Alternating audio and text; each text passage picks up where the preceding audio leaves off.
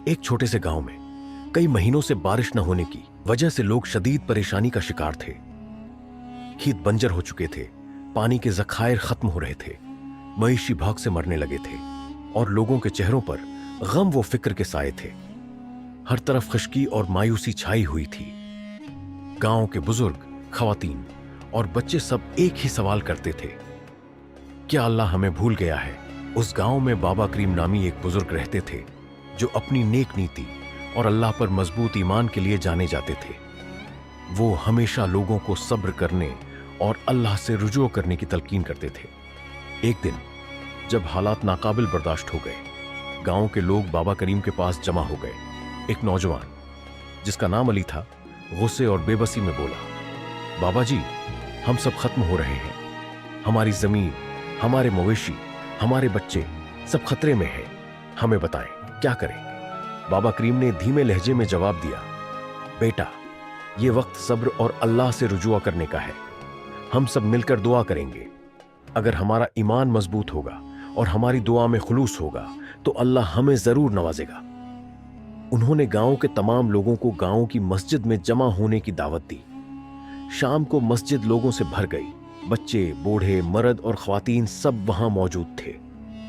सबके दिल में उम्मीद के साथ खौफ भी था कि क्या उनकी दुआएं कबूल होंगी।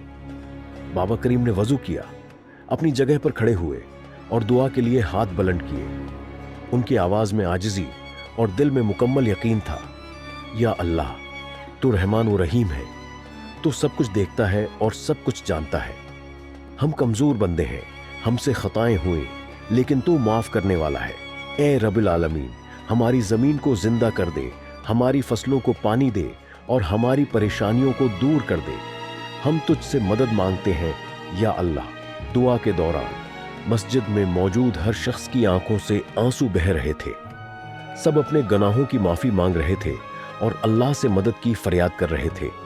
जैसे ही दुआ खत्म हुई, बाबा करीम ने एक लम्हे के लिए आसमान की तरफ देखा और बोले, यकीन रखो, बारिश जरूर आएगी। अल्लाह कभी अपने बंदों को मायूस नहीं करता। जैसे ही वो अल्फाज कहे गए, एक हल्की सी हवा चलने लगी। आसमान पर बादल नमूदार होने लगे। ये मंजर देखकर लोग हैरत में आ गए। थोड़ी ही देर में बादल गहरे हो गए और अचानक एक जोरदार गरज के साथ बारिश बरसने लगी। बारिश इतनी तेज थी कि जमीन की प्यास बुझने लगी। बच्चे खुशी से चीखने लगे और गलियों में पानी में खेलने लगे। औरतों ने शुक्राने के नवाफिल अदा करना शुरू कर दिए और मर्द सजदे में गिर गए। बाबा करीम ने मुस्कुराते हुए कहा, यह अल्लाह का कर्म और हमारे ईमान की ताकत है। जब हम अल्लाह के हुजूर सजदा करते हैं तो हम अपने आप को अल्लाह के सामने बेशर्म और बेशर्म हैं। इंसान आजिजी से अपने रब के सामने झुकता है और दुआ में खुलूस होता है तो अल्लाह जरूर सुनता है। उस दिन गांव के लोगों ने एक सबक सीखा कि अल्लाह पर भरोसा और दुआ की ताकत किसी भी मुश्किल वक्त को आसान बना सकती है। इस वाकये के बाद गांव के लोग न सिर्फ अल्लाह का शुक्र अदा करते रहे, बल्कि हमेशा के लिए ईमान और दुआ के माजजे पर यकीन करने लगे। अल्लाह के कर्म पर भरोसा रखना और उससे सच्चे दिल के साथ दुआ करना न सिर्फ हमारी जिंदगी में सुकून लाता है, बल्कि मुश्किलात को आसान करने का जरिया भी बनता है।